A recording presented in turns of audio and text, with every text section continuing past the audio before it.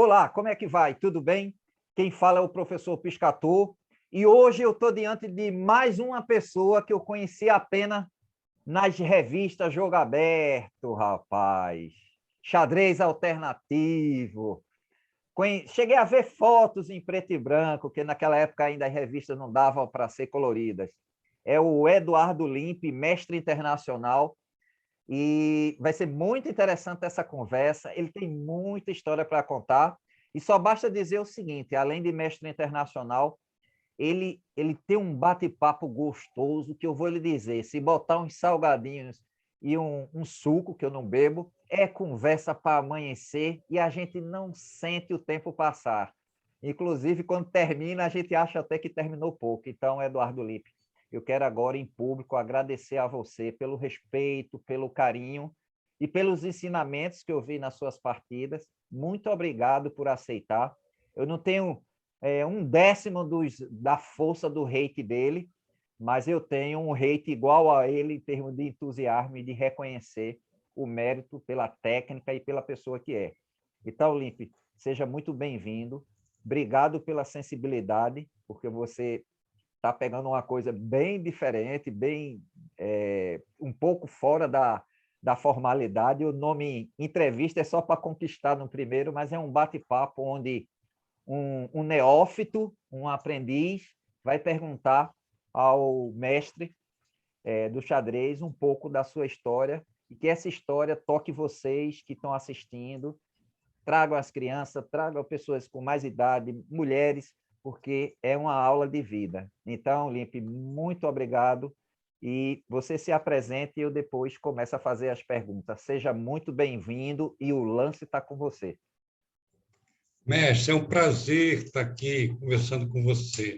Gostei muito da sua iniciativa, uma excelente ideia, tá? Eu não sei se a minha história vai agradar tanto, porque eu já conheço um pouco da sua. Então, a minha história é um pouco assim, sabe? Um pouco mais comum. Mas eu Olha, estou só, pronto, eu posso pessoal, se responder. lembre que os mestres são modestos, viu? Se lembre, se lembre. Eu, o... Mas eu estou pronto para responder qualquer pergunta que você queira fazer. Ok, ok.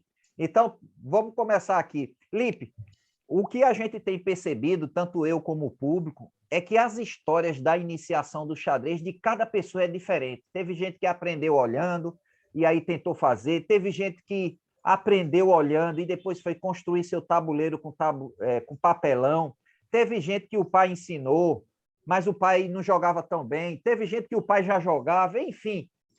Esse início, que parece muito bobo, ele tem algumas relações muito bonitas que aí talvez a gente pergunte mais coisas à medida que a gente for ouvindo sua história. Então, como você começou? Viu primeiro xadrez, depois se interessou, alguém lhe ensinou, foi jogando, foi no meio dos primos, parente ou na escola? Faça aí um pouco uma passagem aí nessa história do seu início. Ok, a visão mais antiga que eu tenho do xadrez é na casa da minha avó. Olha Tá? só. Eu aprendi muita coisa interessante lá. Comer jaca, aprendi a tomar café. Que E uma legal. das coisas que eu gostava era de ver os meus tios jogando xadrez. Eles tinham uma mesa grande, Que e eu me lembro que eu legal. olhava de baixo para cima e estavam os dois jogando. Tá? Mais tarde, um desses tios me ensinou a jogar. Que Tá? E legal. ele é um tio muito legal, ele foi muito gentil comigo. Ele me deu os dois primeiros livros de xadrez que eu tive, eu ganhei dele. Se Um quiser, não pode era dizer o muito nome bom, dele, viu? Se quiser, pode dizer o nome dele aí, para eternizar. um não era muito bom. Já o outro era excelente, tá? Era O outro era jogador excelente, experimentado, né? que foi um campeonato mundial do Petrossenko Spassky, tá? Uau! Então, eu dei muita sorte com esse tio. Não apenas com relação ao xadrez, ele também é uma pessoa fora de série. Que legal. E me diga uma coisa, quando você fez esse mapa visual para a gente, aprendeu a comer algumas coisas, aprendeu xadrez, era um sítio, era uma fazenda? Como é que era um pouco isso aí? Não, isso era na Penha, morava na Penha, Ah, certo, tá? certo. Ali perto do Parque Xangai, Ah, tá. tá? Então era uma rua sem saída, morava ali na época.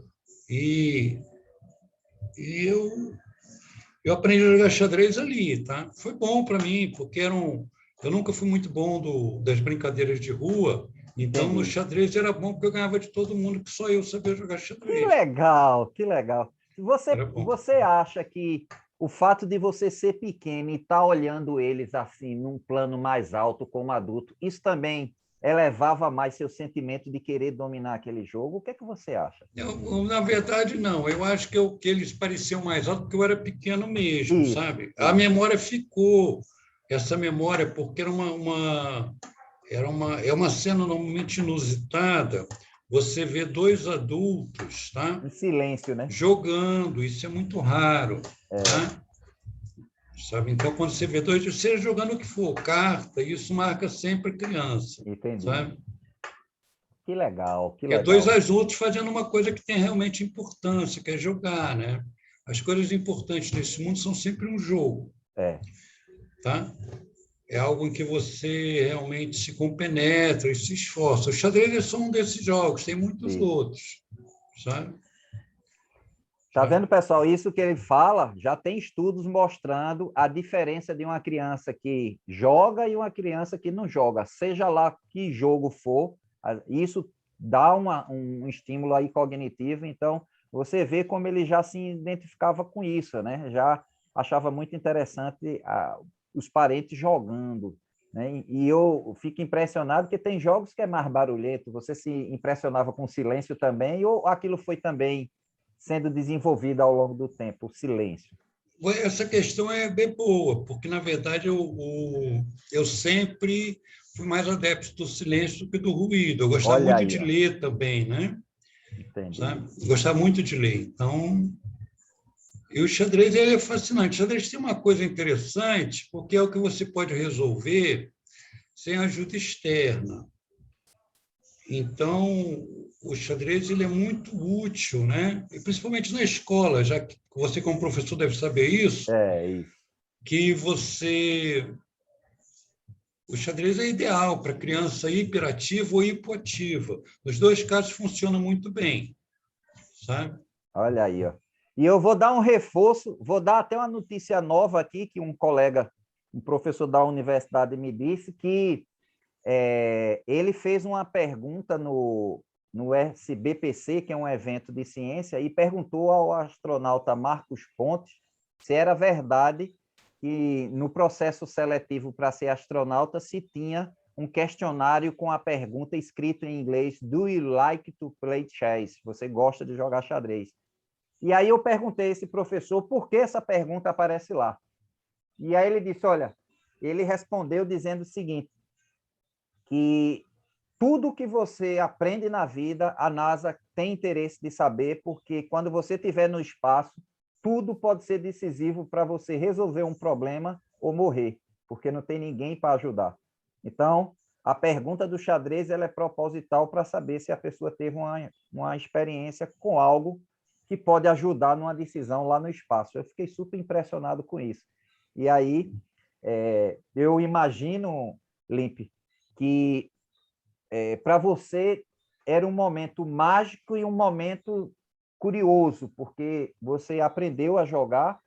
E aí eu pergunto, quando é que você começa a descobrir clube, descobrir outras forças? E outra pergunta, enquanto ainda está pequeno, como foi as primeiras derrotas do xadrez? Porque uma das coisas que eu percebo, e aí você me corrige se o seu caso foi igual ou não, que em outros jogos as crianças choram, mas no xadrez, após ela chorar porque perdeu, quando a gente mostra as análises, onde ele acertou, onde ele errou, a criança ela literalmente para quase que de uma maneira mágica. Parece que a gente veio com a varinha da fadinha e tirou. Parece que é como se seja natural do ser humano autoanalisar e quando ele percebe que poderia melhorar e na próxima pode ser, diminui drasticamente. Você teve algo assim interessante na sua derrota quando criança, alguma coisa assim?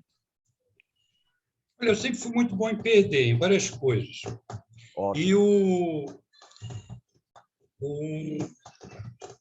eu comecei a perder, assim, comecei a encontrar alguns jogadores que conheciam um pouco o jogo. Comecei a perder naquela época e continuo perdendo até hoje. Há muita Só gente, que o há caldo muita é gente, mais grosso, viu, para ele há perder. muita, há muita gente forte no xadrez, tá? E o xadrez é um jogo muito interessante, porque uma das coisas que o xadrez ensina, tá, é que você sempre paga pelo erro. Tá? Ou seja, quando você erra, você é punido. Essa é uma coisa que é muito interessante no xadrez. Isso é uma coisa que o xadrez ensina bem. Na época, eu costumava ser muito punido no judô. Eu comecei a praticar judô e então eu fui praticar judô no Vasco. Que Eu legal. apanhava muito no Vasco, no judô, e um daqueles dias saindo de lá, bem surrado, eu passei acho que era um galpão velho, um galpão não, era uma sala bem antiga, onde se guardava um material antigo, e tinha lá duas pessoas jogando xadrez. Olha só, Foi meu primeiro contato com jogadores um pouco mais fortes, tá? que interessante. Foi no Vasco da Gama. E eu preferi o xadrez, porque o xadrez tem uma vantagem muito grande sobre outros esportes, principalmente sobre boxe e judô. Porque no xadrez, quando você perde, você só perde. No boxe e judô, quando você perde, você apanha também. É muito ruim. É, caiu, levou uma pancada, né? Não, é muito ruim. Então, eu passei para o xadrez, onde eu podia perder com relativa segurança, sabe? Ah, tá certo, tá certo. Ô, Lipe, e a primeira vez que você entrou no clube foi, por exemplo, para mim, quando eu entrei a primeira vez, e o pessoal me apresentou, olha, aquele é Luiz Tavares, campeão brasileiro, aquele é Eduardo Asfora, fez um prêmio de beleza em Nardorf, 3 vezes vice-campeão, aquele é Rodolfo, ganhou para não sei quem, aquele é Flávio Dai, empatou com o Sparta. Eu fiquei quase que era um templo sagrado, assim, eu ficava constrangido, a pessoa perguntava meu nome, eu fazia assim, tudo achava tudo muito sagrado. Como foi o seu momento? Fala um pouco aí. Por exemplo, o primeiro clube foi esse no Vasco. E Certo. não era uma equipe muito grande. Tinha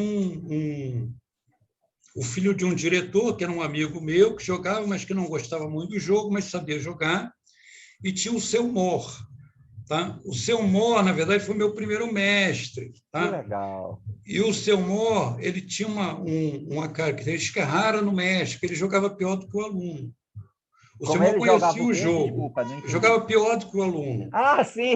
O seu mal tinha noção de como movimentar as peças, sabe? Mas era o jogador que eu tinha para jogar, então ia sempre no final de semana lá jogar com o Que seu Mor, legal, tá? que legal. Sabe? E E ele ele era passava uma pessoa fascinante, ele porque passava ele algumas vivia de ideias assim de xadrez. vida, alguma coisa assim, porque geralmente tem uma Não, bagagem aí, né? na verdade, o seu Mor, ele era um professor de xadrez, mas ele tinha uma tarefa na vida, que Ah, tá. era construir um dicionário. Ah, tá. Então, Muito ele tinha, nobre isso aí. mas era um projeto pessoal, ele não tinha apoio de ninguém, tá? Uau, Ele construía coisa e tal. que coisa, que E coisa. ele era uma pessoa muito interessante, uma pessoa muito simpática, era o meu adversário de xadrez na época. Posteriormente, eu encontrei outros clubes aqui no Rio de Janeiro, que foi o Flamengo, o ABB, o Clube Xadrez Guanabara. Mas eu não fiquei com essa impressão, uma impressão assim muito forte com relação ao clube, sabe? Você já conhecia vários, já conheceu vários e depois escolheu Porque ou... eu tive a oportunidade de jogar alguns torneios antes de Ah, tá frequentar certo. clube. Entendi. Então, eu já conheci o ambiente, então não me causou aquela impressão. Eu imagino que quem nunca jogou um torneio, quando entra pela primeira vez no clube, leva um susto com a quantidade de gente. É isso. Mas É, isso foi suprido para mim pelos torneios que eu joguei. Eu joguei entendi. um ou outro torneio infantil e já tinha visto muito movimento. Então, o clube não impressionou tanto. Então, pessoal, olha, essa época aí que ele está falando é a época que tinha mais clubes de xadrez no Rio de Janeiro. Inclusive, você me corrija se eu estiver errado, mas se eu não me engano, quando eu entrevistei o falecido Ricardo Teixeira, ele disse que no início, Rio de Janeiro era o grande centro do xadrez. Depois que começou a crescer muito São Paulo, é que muita gente foi contratada, foi morar lá e tudo, né? Mais ou menos, mais Mais ou ou menos. menos, né?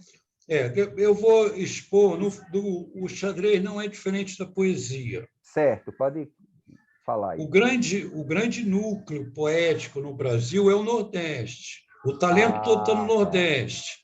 Aqueles mais talentosos, eles vêm para o Sul, tá? Entendi. E normalmente se fixam em São Paulo por causa do dinheiro. O Certo. Rio é o balneário de São Paulo. Algumas pessoas ficam no Rio, tá? Entendi. Mas no xadrez também. Ou seja, você tem grandes jogadores no Nordeste, mas a maior parte deles termina em São Paulo, porque São Paulo é um centro, é onde corre mais dinheiro. Entendi. E há alguns jogadores no Rio. Mas há uma diferença muito grande entre Rio e São Paulo. São Paulo, há uma emulação maior entre os jogadores. Os jogadores se sentem mais estimulados a estudar, Entendi. mesmo os principiantes. O Rio, não. O Rio, eu não sei se é porque teve a corte aqui, tá? A verdade é que no Rio o pessoal gosta muito de emprego, mas não gosta muito de trabalho. Então, talvez é as praias, não? As praias. E o Rio, ele não tem uma visão muito boa com relação ao trabalho artístico. As pessoas não prestigiam muito o artista. O Rio traz a Madonna, traz Frank Sinatra, traz grandes shows, mas o artista mesmo, da terra, de base, ele é muito mais apoiado em São Paulo do que no Rio de Janeiro. Entendi. E muito mais apoiado ainda no Sul. O Sul do país apoia muito mais a atividade artística. Tá? No Sul do país, você pode chegar para a sua família e dizer que quer ser bailarino. Tá? No Rio de Janeiro, se você fizer isso, você vai ser internado. Eu sabia dessa, não. Tá vendo, pessoal, que xadrez também é cultura? A gente vai aprendendo aqui, ó. Ô Limpe, e aí, quando é que você começa aí nos seus... Começou aí os torneios, jogar, conhecer clube.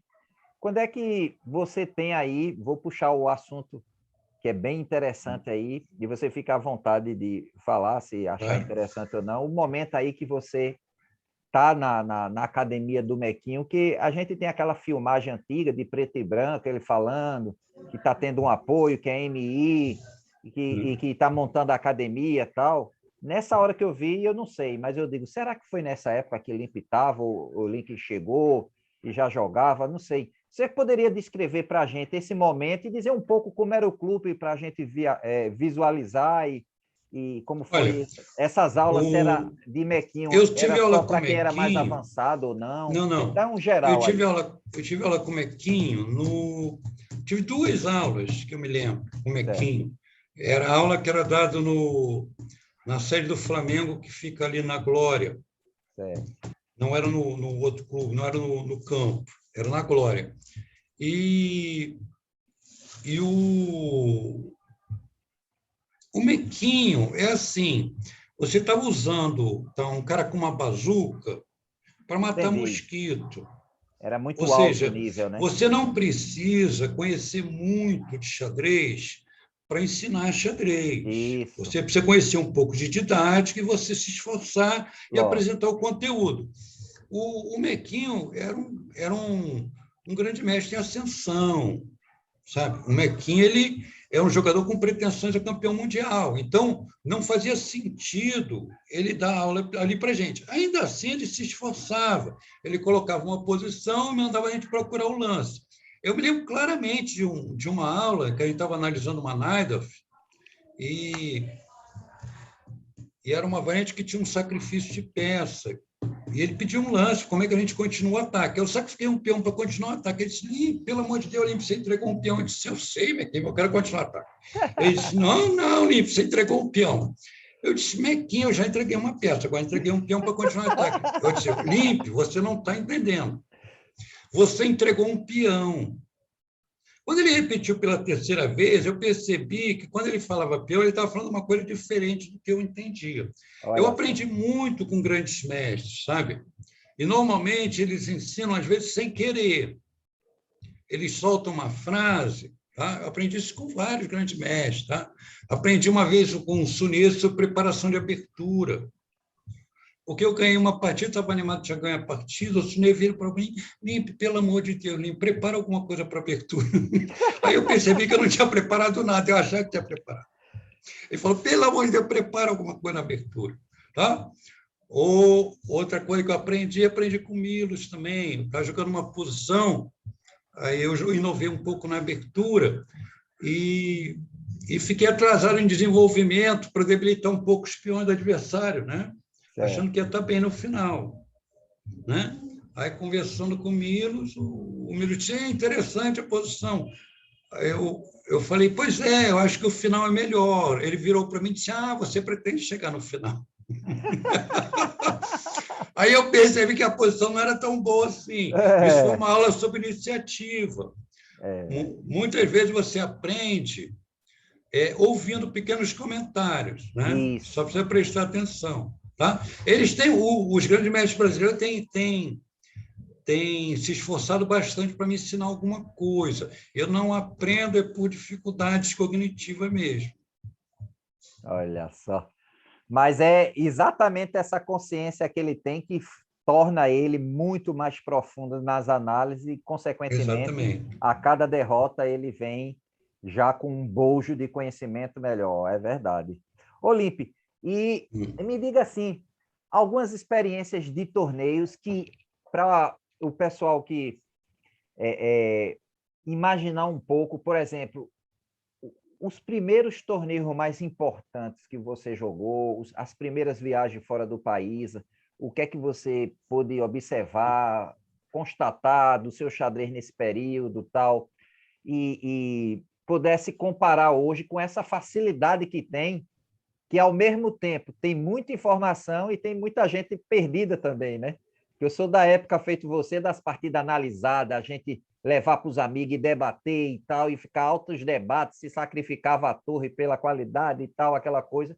E hoje o cara usa o computador como se fosse um oráculo definido. Não, o melhor é esse. São duas coisas separadas. Vai lá. Eu vou primeiro falar sobre o que você falou com relação ao torneio. Eu tive a oportunidade, o meu primeiro torneio, assim, um pouco mais importante, foi um campeonato popular no Rio de Janeiro. Certo.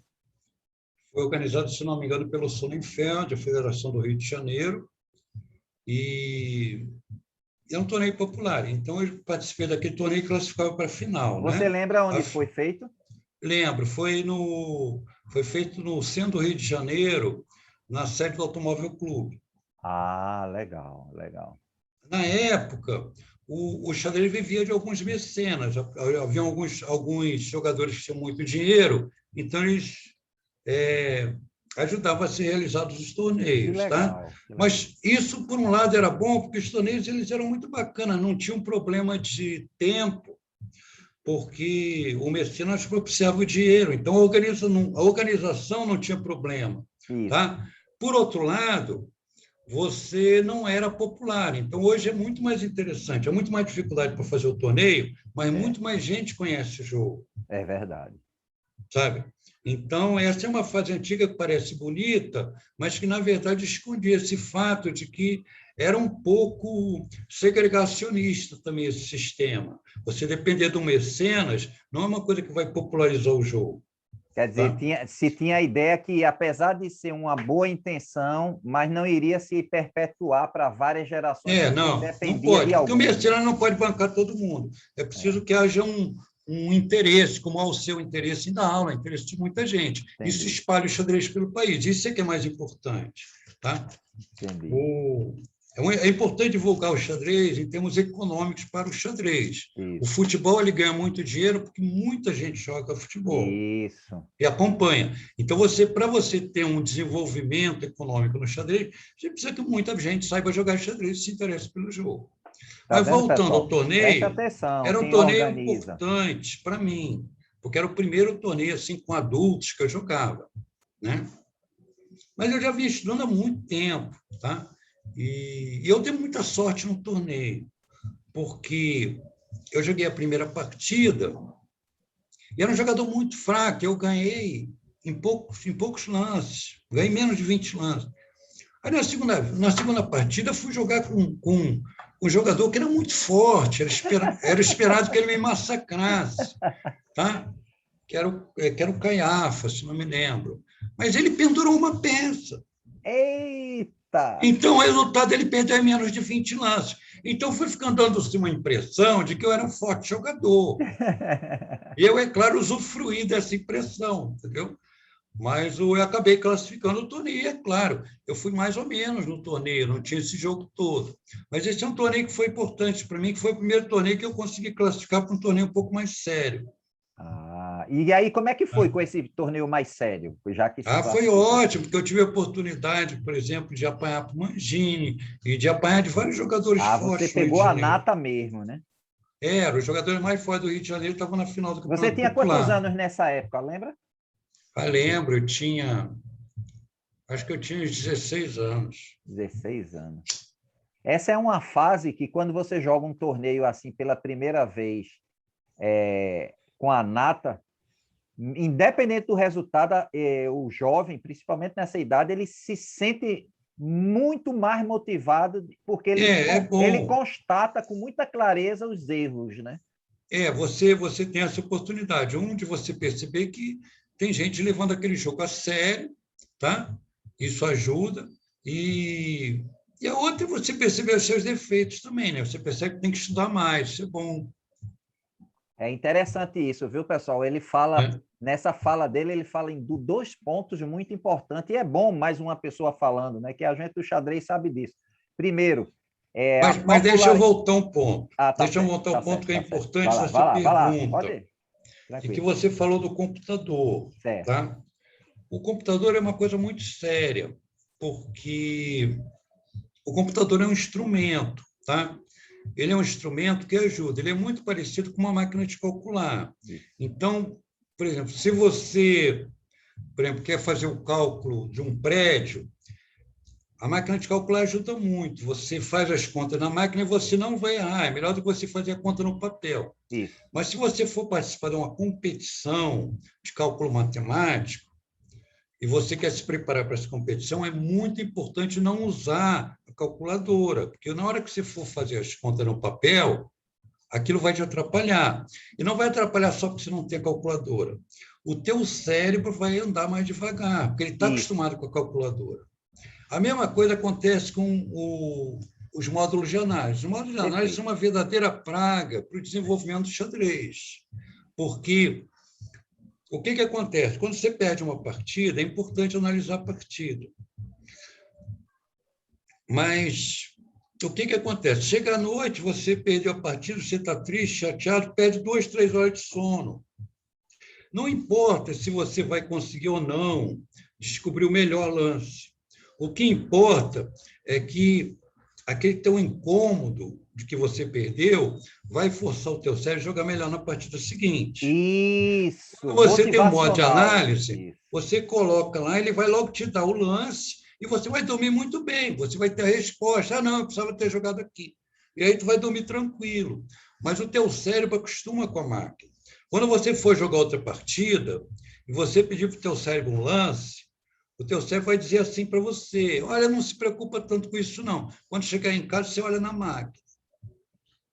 Tá? Então, você vai ter muita dificuldade na partida. Então, é muito importante não usar, em hipótese alguma, máquina, nem para estudo, nem para estudo de abertura, nem meio jogo, não ver as partidas, deixar simplesmente deletar o módulo de análise. Nunca usar o módulo de análise, sempre analisar. É mais importante a É, pergunta do que a resposta para você se desenvolver no xadrez. A resposta não é tão importante assim, não. A pergunta é. isso. Tanto é que eu tenho o hábito de. Você pode até discordar, viu? É uma metodologia que eu criei que é assim. Quando eu faço análise coletiva com os alunos, então todo mundo dá uma sugestão, eu pergunto assim, qual é o plano agora? Aí cada um vai dizendo, né? Aí quando tem aquele que usa muito computador, aí eu digo assim, por que esse lance é bom? Geralmente a resposta surge assim, da turma juvenil, é assim, porque o computador disse.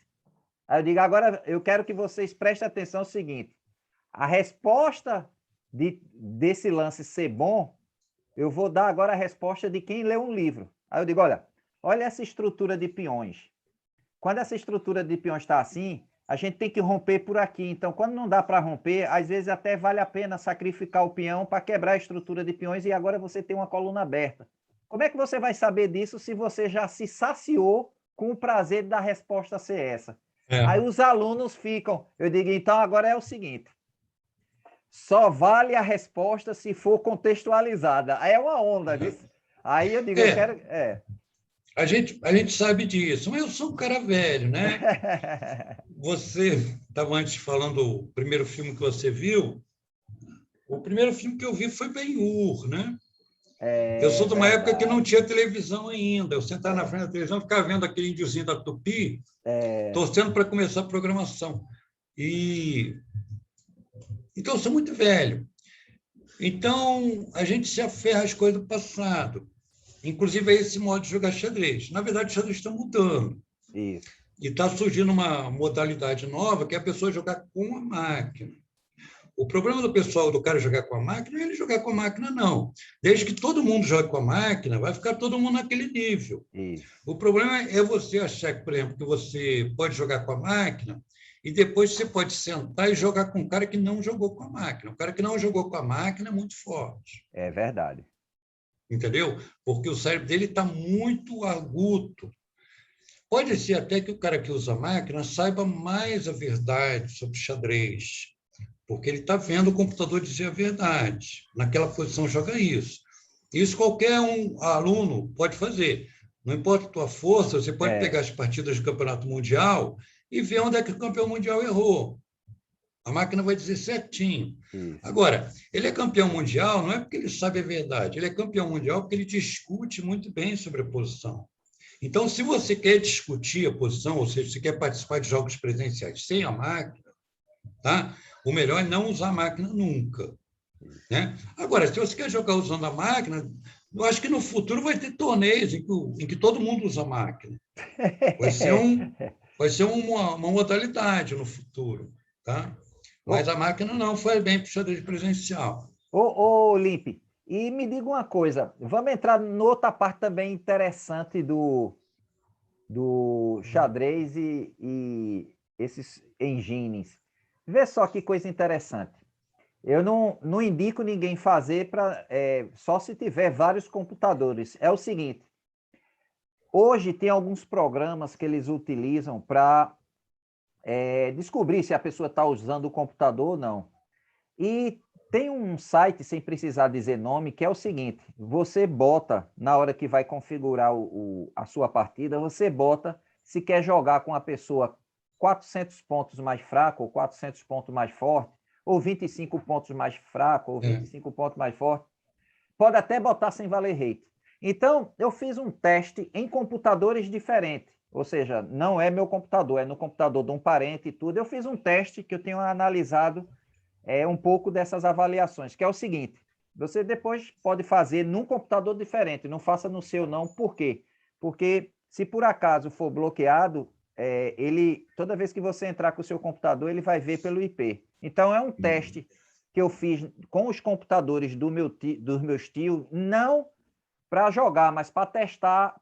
Você bloqueou os computadores do teu tio? Não, eles foram bloqueados para jogar xadrez, mas eles não jogam xadrez. Então, qual é a ideia? A ideia é o seguinte, eu joguei do zero no primeiro computador de um tio, do zero em diante, só que acrescentando menos 400 ou mais 400. Então, como você começa com 100, 200 e tal, você cresce muito rápido e vai acrescentando de 400, 400. À medida que você vai pegando gente mais forte, 1.600, 1.800, você vai ganhando menos. Então, o que é que acontece? Nesses primeiros pulos que você dá, começando do zero, a chance de você ser bloqueado é muito grande. Por quê? Porque o computador diz, não é possível o cara desse nível, zero, ganhar tanto ponto, mas a gente ganha porque a gente tem experiência de competição. Só que se você pegar e alterar no outro computador e botar, vou começar do zero, agora eu não vou botar mais 400 e menos 400, vou botar menos 25 e menos 25 e mais 25, ou seja, eu só jogo com quem tem menos 25 pontos do meu rate ou mais 25 pontos. Mesmo eu começando do zero, como eu ganho pouco, geralmente ele não elimina você, porque ele está entendendo que é um crescimento gradativo. Então, isso não quer dizer que é sempre, mas o que eu estou constatando é o seguinte, que se um jogador muito forte for começar do zero e botar que vai ganhar muito ponto para crescer rápido, alguns engine diz que você não pode jogar com aquela precisão toda. Algumas coisas que eu descobri, se eu jogar muito forte com uma pessoa muito fraca e ela entregar a dama rápida e eu capturar, algumas vezes bloqueava nos computadores. Eu tenho vários tios, viu? Para o pessoal não pensar que é o mesmo tio, é vários. Eu sei. Só de primos somos 64, para quem não sabe, então é grande.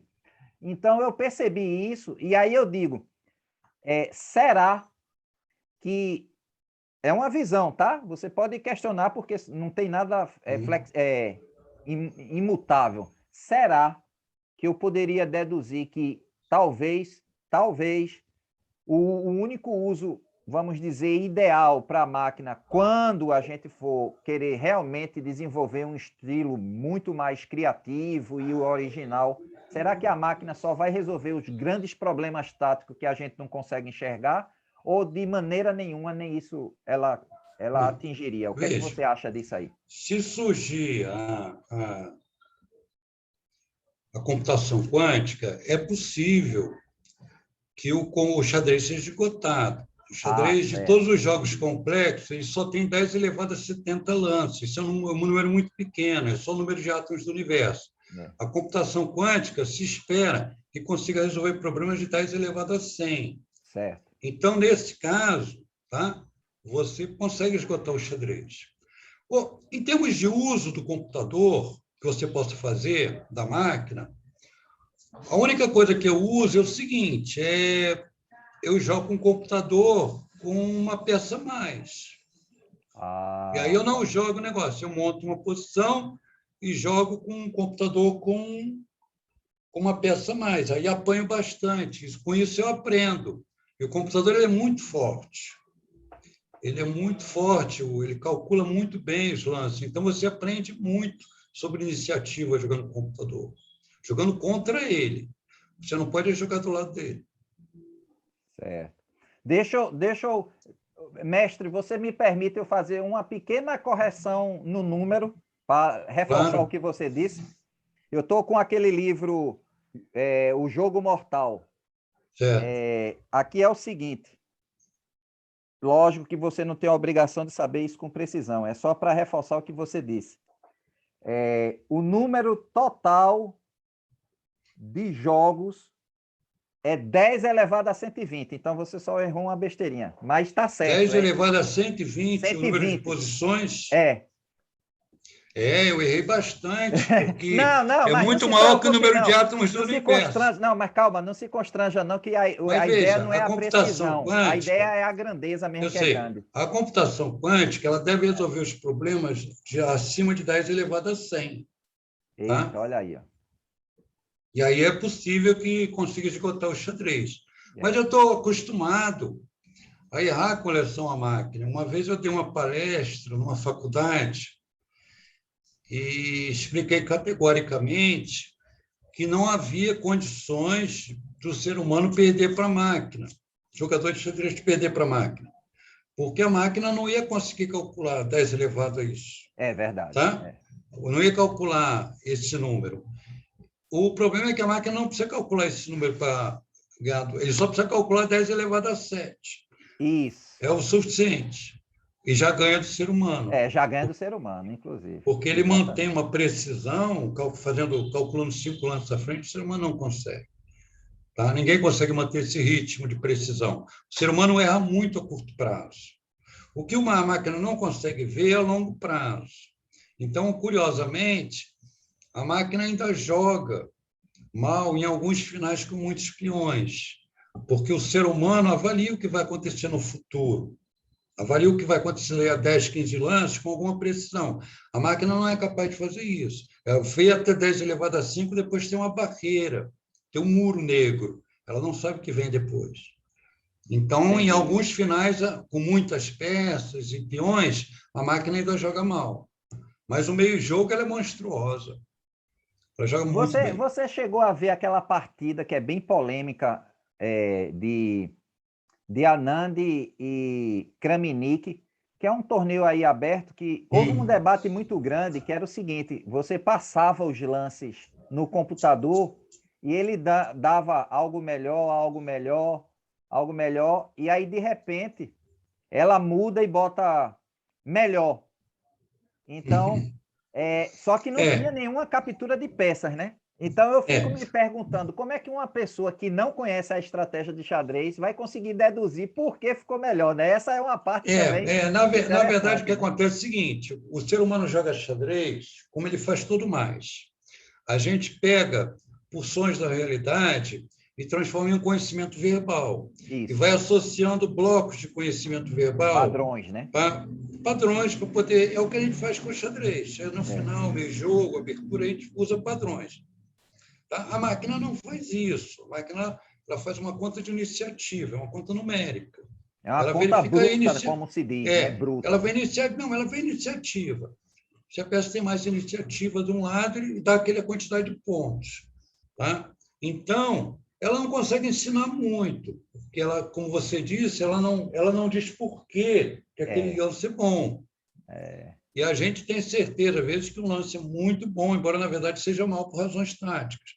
Mas a gente tem certeza que aquele lance é bom na posição. É que a posição está pedindo um lance daquele, só que ele não serve.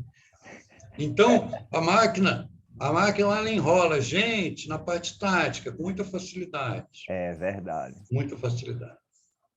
Ô, Limpe, o que eu estou impressionado aí com você, você diz que não, estou muito velho, pode ser até que o velho que você está falando, pode ser a fisionomia e tal, mas você está em dia aí nos grandes debates aí do xadrez e computador, você tem acompanhado, joga, fala um pouco aí como é que...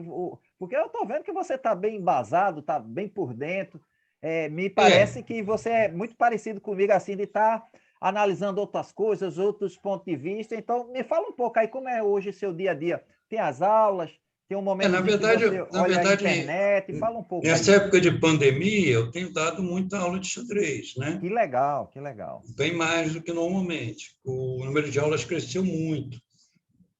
Por conta da pandemia, fica todo mundo em casa, aumentou o número de aulas de xadrez, tá?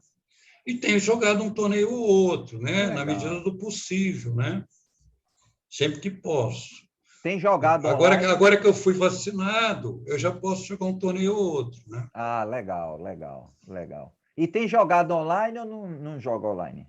Eu raramente jogo online, tá? A não Ok, ser com alunos, né? entendi, Tá? Mas eu normalmente jogo amistoso, né? Sem valer rate, tá? entendi. O meu rate no Lichess é 1.500 com ponto de interrogação. Certo.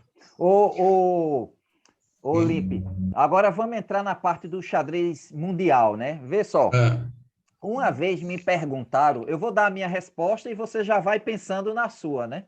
Uma vez me perguntaram assim, você sabe que tem, quando as pessoas sabem que a gente dá aula de xadrez e tudo, sempre tem aquelas perguntas interessantes, né?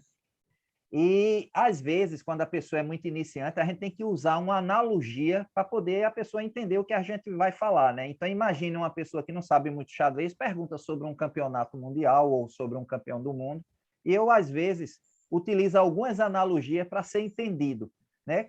Lógico que se eu estou no meio de grandes mestres e tudo, eu vou fazer a linguagem mais técnica. Então, uma vez me perguntaram, mais ou menos assim, como você define Magnum Cálcio? Olha só que responsabilidade. E aí eu disse o seguinte, olha, pode ter diversas visões, mas a minha, e quando eu terminar de dar a minha explicação, você já vai pensando na sua. Na minha opinião, eu vejo o Magnum Carlsen como a maior aberração que eu já vi no xadrez, só que aberração num sentido negativo não, num sentido positivo. Por que aberração? Porque é a primeira vez que eu estou vendo o cara ser tricampeão mundial no clássico, no rápido e no relâmpago. No rápido, no clássico e no blitz. Então, eu disse, é a mesma coisa do cara ser campeão mundial de 100 metros, 800 metros com barreira e uma maratona. Por que eu disse isso? Porque eu quis dizer que são estilos diferentes, mas é apenas uma resposta e uma visão. E aí eu pergunto a você, como você vê Magnus Carlsen? Se tem uma outra visão que possa olha, agregar mais conhecimento você para o público. pode pegar qualquer campeão mundial de xadrez, não vale para o Carlsen só, não. Certo, Qualquer certo. campeão mundial de xadrez, havendo na época esses estilos diferentes, ele seria campeão nas três. O Certo. campeão mundial de xadrez, Eu vou explicar o que é o Magnus Carlsen. Certo, Tá? certo.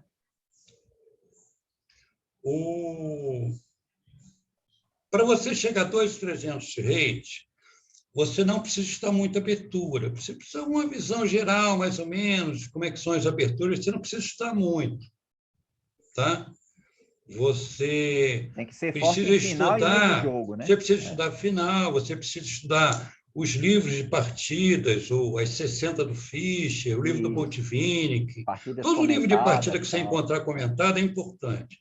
Com isso, você consegue chegar a 2.300 de rate, e praticando, né? A partir daí, acontece uma coisa interessante. Você vai ser tanto mais forte quanto maior for o número de terrenos na abertura que você preparar. Porque o Aí vem estudo novidades meio-jogo teóricas, vai te dar um tal. conjunto de regras sobre como você leva o meio-jogo. Mas, a partir daí, você pode estudar regras específicas de posições. Então, como é que você define o Carlsen? O Carlsen é um cara que estuda 10 horas de xadrez por dia. Isso, é verdade. E o que é um cara de 2.700 de rate? É um cara que estuda 8 horas de xadrez por dia. Entendi. E você vai descendo. Você vai descendo 2 horas cada um. Se você tem 2.300, se você quer chegar a 2.400 de rate, você precisa estudar 2 horas de xadrez por dia. Que quer sair de 2.400 para 2.500, tá? Você vai ter que estudar 4 horas. 4 horas de abertura. É muito difícil a abertura por causa disso. Uma das coisas mais difíceis que tem é o estudo da abertura. E é uma das coisas mais fáceis. É uma das coisas mais produtivas e uma das coisas mais inúteis. Porque Ela é contraditória até mesmo. 2.300 de rate é praticamente desperdício de tempo da abertura. Verdade. Porque não adianta você conhecer bem um terreno se você não é capaz de lutar. E você precisa do final do meio-jogo para ser capaz de lutar. Depois que você tem 2.300, vale a pena conhecer o terreno, porque você vai levar vantagem contra o teu adversário. Aí o que acontece? Aí você fala, mas o Carlsen, então, é só... Qual é a diferença do Carlsen, por exemplo, para o Milos? É só a quantidade de horas que ele estuda de abertura. O Milos não é um jogador diferente do Carlsen. Tá? Não é, em absoluto. Tá? É o Se ele número de estudasse tantas horas... mesmo, né? Agora, aí você diz, não, mas tem uma diferença no controle de iniciativa. Tem. Um cara de 2.400, ele tem um controle de iniciativa menor do que o cara de 2.500, que tem um controle de iniciativa menor que o cara de 2.600. Mas o controle de iniciativa é dado pelo ambiente que você está. Se você começa a jogar com jogadores de 2.400, logo o teu controle de iniciativa chega a 2.400. Ele chega por pressão. Os teus adversários te pressionam para que o teu cérebro fique jogando melhor. E assim com o Carlsen. O Carlsen tem aquele rate todo porque ele é muito pressionado. Tá? E ele chegou naquele ponto que ele estuda 10 horas. Então, por exemplo, quando eu entro num torneio, vejo um daqueles grandes mestres muito fortes, de 2.700, sabe a primeira coisa que me vem à cabeça? Sim. Que, opa, esse aí gosta de estudar, hein?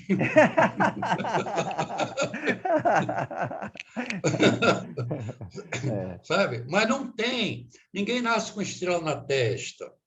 Todos os grandes campeões mundiais foi gente que estudou muito abertura, é muito trabalho. Pelo menos desde o Boltvinnik que é assim. Não, tudo bem, está entendido. Mas o que você caracterizava ele em termos de estilo? Rapaz, é assim. Aí o Carlsen vai e joga assim. O Carlsen joga uma siciliana, o cara joga E4, o cara C5, ele cavalo F3, o cara D6, aí o Carlsen dá um cheque em B5 de bispo. Aí o pessoal diz assim, meu Deus, o Carlsen está inovando na abertura. Não está, rapaz. Ele estudou dias bispo B5, até criar uma teoria e poder ganhar do outro grande mestre. Ele simplesmente montou a teoria para ganhar. E é assim com todo campeão mundial.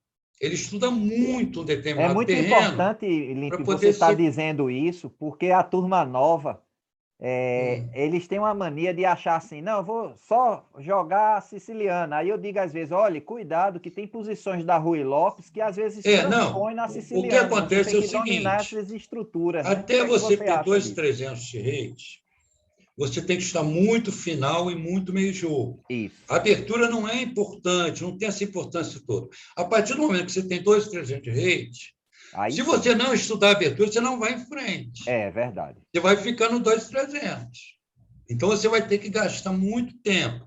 E se você estuda 2 horas por dia, chega a 2.400. Se estudar 4 horas, chega a 2.500. É só isso. É. Não tem mistério nenhum. Tá? Não tem E, mistério nenhum. Agora, tem que estudar. sim, e treinamento de tática. O treinamento de tática é fundamental. Tem que ser diário, né? Tem que ser Se você diário, fizer né? 10 exercícios de tática todo dia, é o É, suficiente. A é vida isso, toda, né? isso. É um Agora, comprimido para tomar a vida toda. Olimpe, eu tenho feito o seguinte, me corrija, porque também é um É. momento do pessoal analisar você e eu. Eu tenho feito o seguinte, eu tenho feito gráficos das táticas dos meus alunos, por quê? Hum, Eu criei uma coisa, eu nunca vi isso em livro, mas eu criei hum, para ver se criava um parâmetro, que é o seguinte, eu digo assim, olha, se você fizer um monte de tática e não acertar nenhuma, existe um aprendizado, lógico, se você vê a resposta depois. hum. Mas eu indicaria que você só deve aumentar a quantidade de tática se o seu percentual tiver sempre acima de 70% de acerto. Porque É, senão você fica fazendo um volume grande e com um erro é. muito alto. O que Então, acontece é o me seguinte, corrija se eu estiver errado, viu? Pode é que, falar. é que atualmente existem muitos programas para estudar tática. Isso, Eu não sou dessa época, eu sou da época do livro de tática. certo. De fazer, Então, fazer, fazer, então né? não existe 70%, 50%. Só existe 100%. Você coloca o problema e fica olhando até resolver. Certo. Depois você resolver aquele, tu passa para o seguinte. Isso. É só isso. Quer dizer, você resolver num determinado tempo é uma forma de competição que a internet cria, mas não é relevante. O importante é você resolver 10 exercícios de tática. Você arruma um livro de tática e fica resolvendo os problemas. É melhor, eu acho, do que, do que os programas. Inclusive, é até melhor sem se preocupar com o tempo, para buscar a precisão primeiro, né? E você vai tentar resolver a posição, não importa o tempo, você vai usar o tempo que você precisa, Isso. sabe? O importante é tu fazer 10 exercícios de tática por dia, só isso. Olha aí, tá vendo? Olha aí, vivendo e aprendendo, viu? Então já vou lá no meu caderninho fazer as anotações. Olimpe, e agora vamos entrar agora num momento que ele é segredo e só o entrevistado é que vai descobrir agora. Esse é um momento que eu criei para a gente se divertir, eu e você se divertir, só que o público, ele se diverte ouvindo o seu argumento. E aí eu chamo da pergunta maluca, é para a gente rir, né? Então não tem nada de pegadinha nem nada. É o seguinte, eu vou contar uma história fictícia, vou lhe botar na história e você tem três alternativas para escolher. Todas as alternativas é possíveis de escolha. Só que o que é que a gente quer? A gente quer que você escolha uma, só que você vai escolher em função do seu bem-estar. E aí a gente fica conhecendo, dentro das três possibilidades, aquilo que lhe faz bem. Então, é uma forma do público entender a sua forma de felicidade. Então, vamos lá. A pergunta maluca é o seguinte. Imagine, Limpe, que por causa dessa sua grande trajetória do xadrez, você ganhou um prêmio do universo. Você vai ser imortal. Imortal. Certo? Então, ninguém mais vai ter esse privilégio, só você. Só que tem um detalhe. Você, além de ser imortal, você ganhou outros benefícios. Você não vai precisar mais se alimentar, você não precisa mais beber água, nenhuma necessidade fisiológica você precisa fazer, nada vai alterar. Inclusive, você não vai envelhecer mais, você vai ficar imortal do jeito que é agora. Certo. Então, você só pode escolher uma atividade para viver a eternidade fazendo essa atividade. Só que cada atividade tem um lado bom e tem um lado ruim. E o público já sabe que qualquer uma pode ser respondida, porque outras pessoas responderam resposta A, resposta B. Só que o que faz a gente ficar impressionado é quando você argumenta que aquela decisão vai fazer bem na sua imortalidade. Porque se você fizer a escolha eu gosto um pouquinho e você enjoar no meio da imortalidade, você vai ser depressivo pro resto da vida. Então, é um momento de você refletir e não se preocupe, o público já sabe que qualquer resposta é possível. A gente quer ver a sua argumentação de dizer, aqui eu estou feliz. E aí você tem que desenvolver, nos convencer disso, ok? Então, vamos lá. Você está imortal e você só tem 3 alternativas e só pode escolher uma. A primeira alternativa é viver, lembrando que tem lado bom e tem lado ruim. A primeira alternativa é você só jogar xadrez, mais de 1 minuto. Mas, Piscator, é só 1 minuto. Agora, não pode falar, não pode se espreguiçar, você pode jogar com qualquer pessoa do mundo e quando a população morrer, se morrer, você vai continuar vivo. Então, só jogar xadrez na eternidade e de 1 minuto. Segunda alternativa, você não pode jogar, não pode falar, não pode jogar de cabeça, mas você pode analisar todos os livros que tiverem no mundo. Inclusive, todos os livros vão ser magicamente traduzidos para o português para ser mais fácil ainda, e você vai ter todos os livros da China, da Arábia Saudita, todos, você vai viver estudando, só não vai ter ninguém para conversar, ninguém para falar, ninguém para jogar. Então, primeira, só joga de 1 minuto. Segunda, só analisa e estuda os livros. E terceira alternativa, você não pode jogar, não pode analisar, não pode jogar de cabeça com outra pessoa, você só pode conversar. Agora, pode conversar de xadrez, mas não pode... E naquela partida de E5, não pode. Só que você vai conversar com algumas pessoas muito especiais. São todos os ex-campeões do mundo que já faleceram e estão em forma de espírito para tirar todas as suas dúvidas, só não vão jogar xadrez. E aqueles que morrerem recentemente, você vai ter acesso na eternidade. Então, revisão. Só jogar xadrez de 1 minuto. Não precisa revisão, não. Eu fico com a terceira. Pronto. Explica aí, convença a gente por que é bom para você. As 2 primeiras formas são formas de inferno.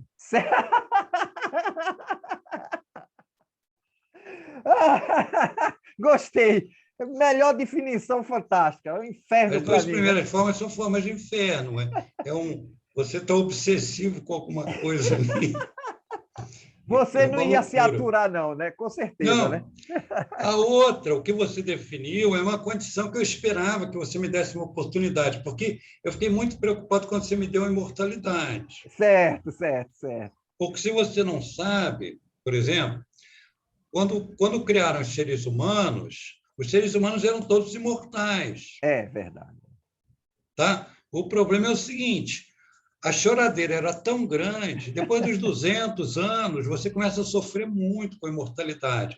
Aí os seres humanos pediram aos deuses concedessem a imortalidade a eles. Não sabia então, dessa história, não. Eu estava cheio de esperança de ter uma oportunidade de morrer, porque você descreveu uma estátua, né? O cara é imortal, não tem processos fisiológicos.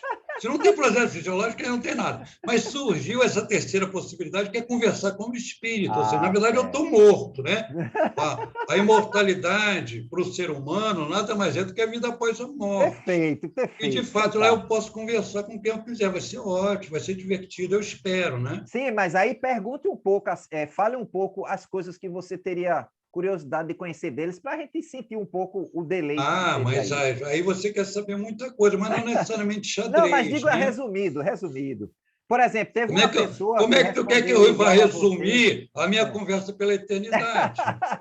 Olha, teve uma pessoa que disse assim, Piscator, olha, eu não sei o que tanto eu ia perguntar, mas o que eu ia perguntar, com certeza, era perguntar tanto para Arlequina e Capablanca qual foi aquela intriga deles. Eu ri que só.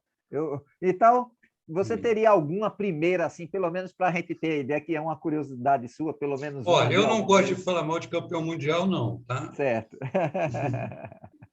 Eu sou... tá? Tirei o sorriso dele. Mas, por exemplo, mas alguns campeões mundiais eles tiveram dificuldades, né? O Alekhine, o Stanis tem muita dificuldade, o Alekhine, tá?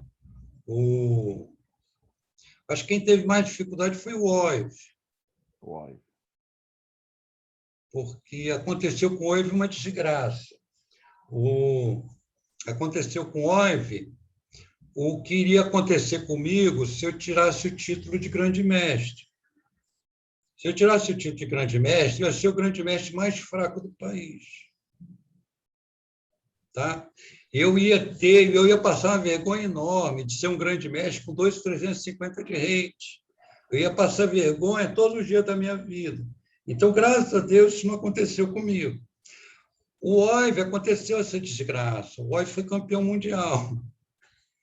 E você tem, talvez, uns 30 jogadores mais fortes do que ele, que nunca foram campeão mundial. Então, o Oive ele superou o nível em que ele deveria ficar. Não tem nada pior do que você estar um nível além da tua capacidade. Isso não acontece no xadrez também, não, só. Acontece em muitas situações. entendi. Tá? Então, Como eu seria não um posso falar de assunto que você... política, eu não vou indicar uma Não, não, delas. lógico, lógico. Mas, de qualquer forma, por exemplo, você teria esse interesse de conversar com ele para saber... Não tenho o menor interesse em conversar Ah, com não ele. era para conversar, tá? Entendi. Desculpa, desculpa, Hã? desculpa. Eu só estava Desculpa, entendi. comentando, Ah, falando tá, mal de tá. campeão mundial, que Ah, é o que tá, o tá. Capivara gosta de fazer. O Capivara gosta de É, conversar, falar mal de campeão mundial. é. Não, realmente, tem gente que gosta, mas com certeza você deve ter as perguntas boas também, né? Lógico, né? Mas vamos lá. Ilipe, agora a gente está chegando no xadrez emocional, que é um dos momentos que a gente vai ver aí, momentos aí maravilhosos seu, 2 momentos aí que você possa nos presentear, narrando um pouco a emoção disso, por que foi tão importante. Eu estou dizendo 2, mas você pode dizer 1 ou 2, que foi muito especial e que você pudesse descrever um pouco para a gente sentir a emoção, não só o fato, ganhei tal ou tal, mas o porquê, né, foi tão especial. Pode ser um torneio, É, pode ser um elogio, pode ter conhecido alguém que gostaria de ter conhecido no xadrez, ou um grande amigo que fez, alguma coisa assim que foi muito representativa aí é. para você. Eu tenho muita sorte. Eu sempre tenho muita sorte, sabe? Eu não merecia toda a sorte que eu tive, não. Mas, por exemplo, uma das coisas boas que o xadrez teve para mim foi a amizade que eu fiz com o Sadi. O Sadi é um Ah, grande amigo. Sadi Dumont, né? Ele me ensinou muita coisa, sabe? Ele é um desses amigos em que você às vezes tem sorte de ter, em que ele te diz as coisas que você não consegue dizer para você mesmo, Entendi. porque tem sempre coisas que a gente esconde da gente, né? As grandes Ele é um verdades, grande né? amigo. Ele é um grande amigo nesse Sadi, se aspecto. Não estiver só nos nesse, como em assistindo, muitos. entre em contato, viu, Né? Sadi? Quero lhe entrevistá-lo também. Vai lá. Sabe?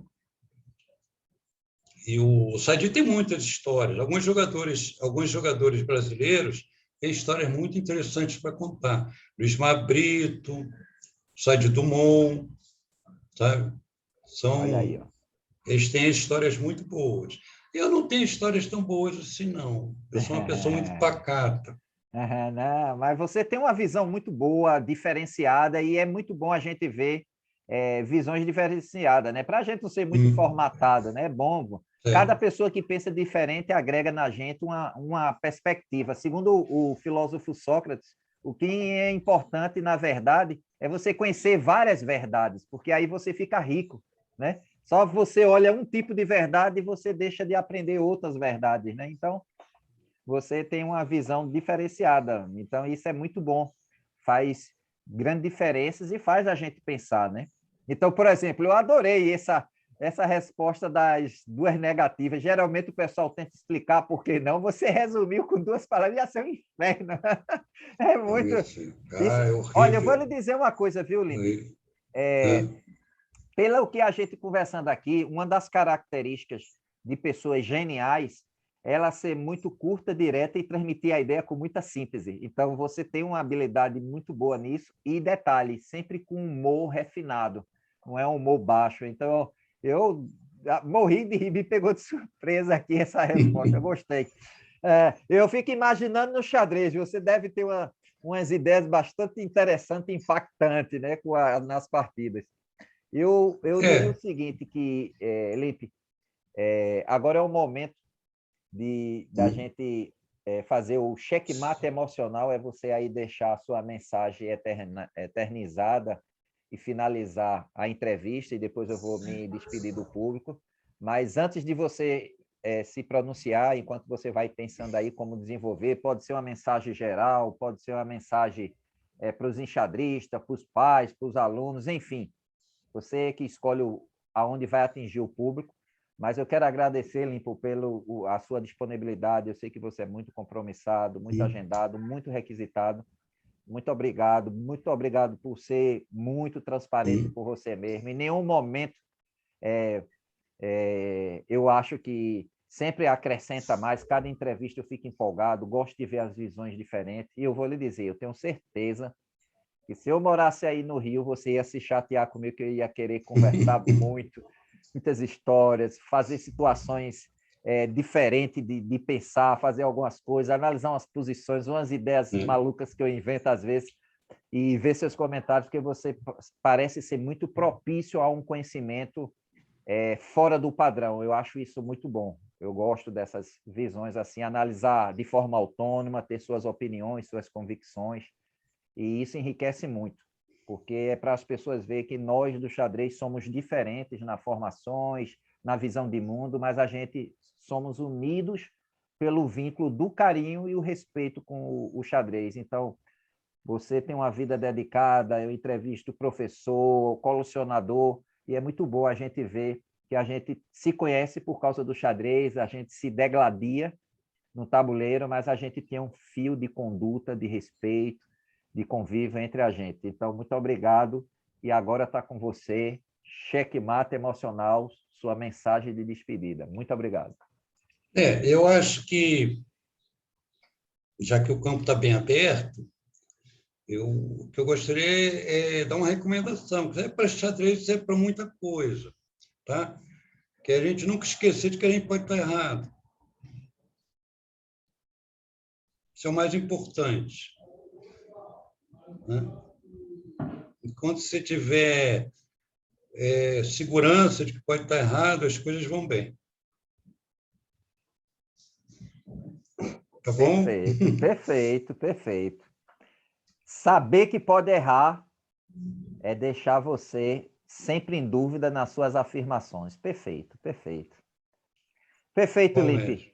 Então, pessoal, muito obrigado aí pela audiência, Limpe, mais uma mestre, foi vez. um prazer enorme, viu? Olha, espero ter feito aí você se divertir um pouco. Qualquer coisa aí, vá me desculpando na pergunta maluca, é só para a gente se distrair um pouco e o Não, tá público ótimo. entender como a gente raciocina diante do diferente, das coisas pouco pensadas.